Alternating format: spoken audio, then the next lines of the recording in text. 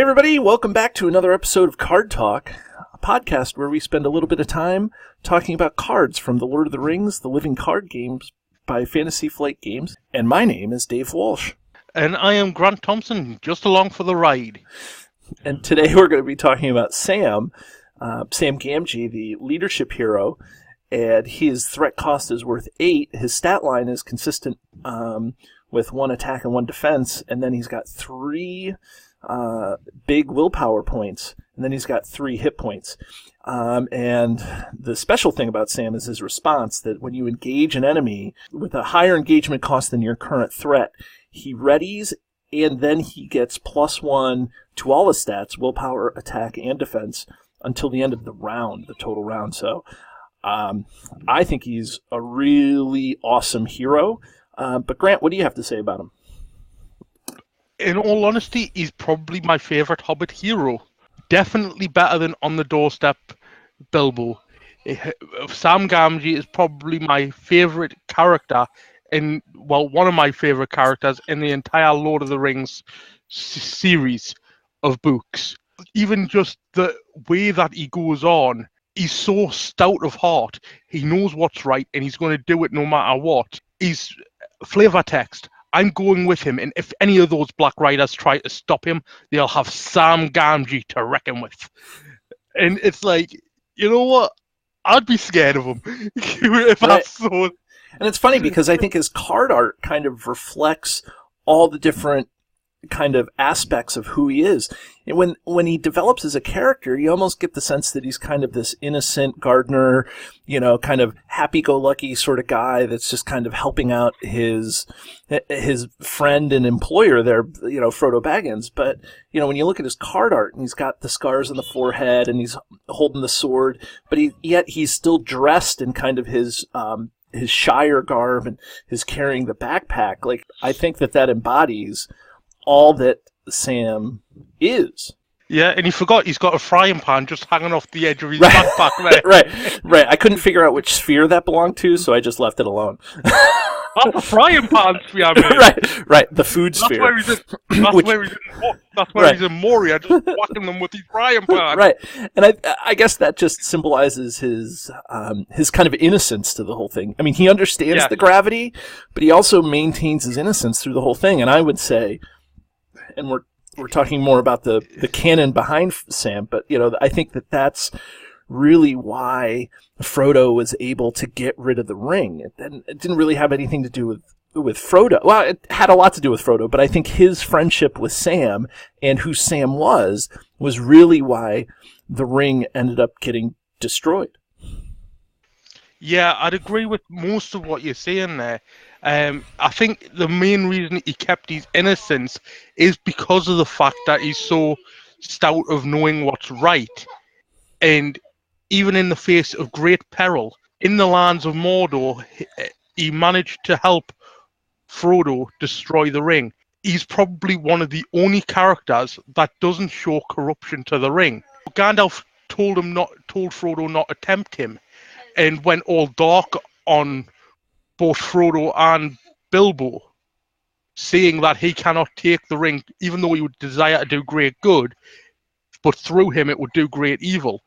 Galadriel was tempted to take the ring when Frodo offered it to her, because she had all that big movie scene where she went dark as dawn. Right. Through it all, Sam's been with Frodo in constant close capacity to the ring, yet he still hasn't had the corruption to the ring, is an amazing thing.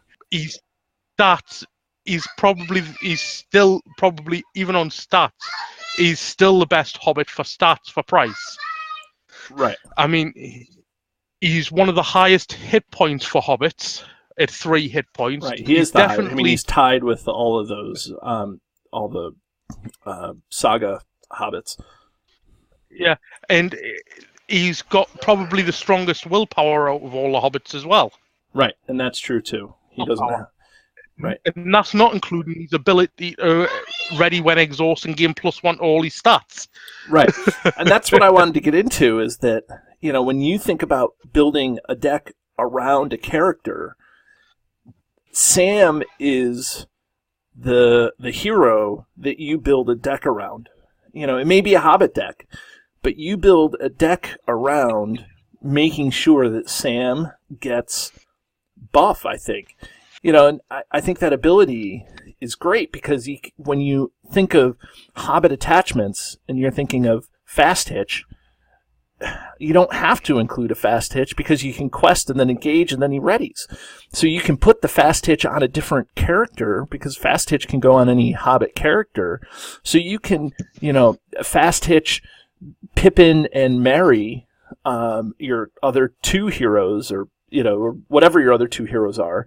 And then even fast hitch Rosie so that you can get the buff for whatever stat you want. My. Right. And, while Sam gets nervous that Rosie has a fast hitch on him, it's,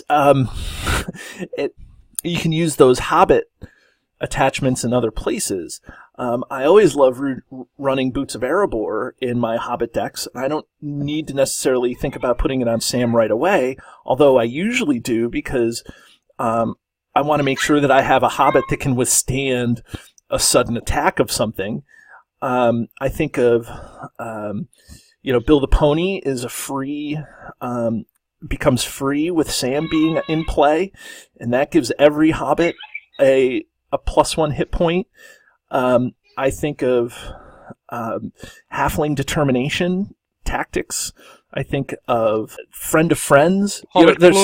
Hobbit Cloak I run.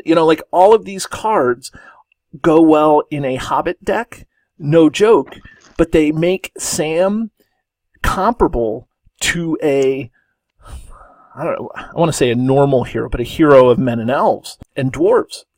You can very, very quickly, with just about anything, make Sam one of the, if not the most powerful character in the game, and you're innately able to use him for two phases because you're probably running a deck with low threat to begin with.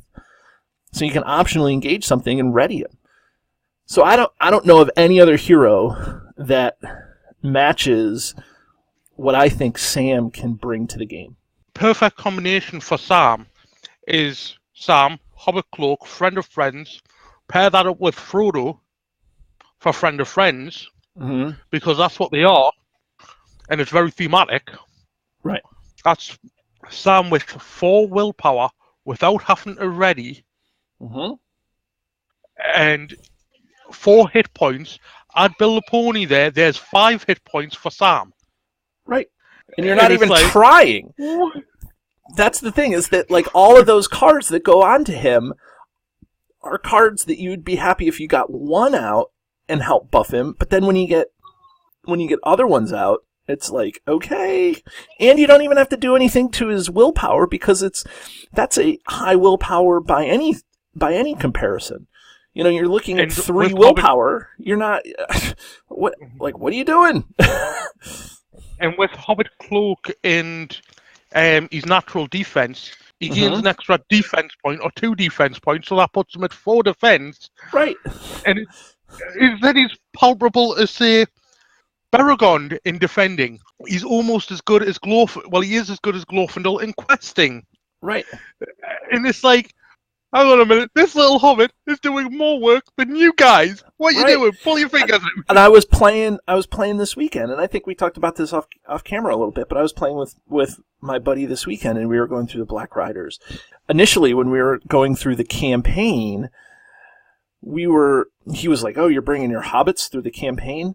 And then by the second or third scenario, he was saying to me that, wow, those hobbits can get really tough really quick, and there's a lot of things that you can do with them, and it changes all the time.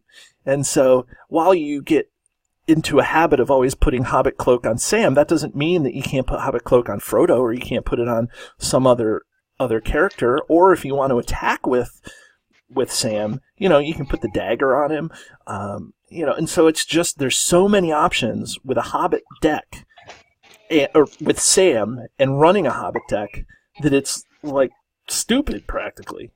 Like I say, Sam for me is probably one of my favourite characters out the entire thing.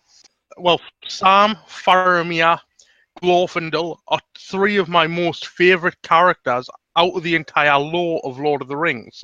I mean, is there more to talk about? I mean, I could talk about all the cards to put on him. Song of Hope.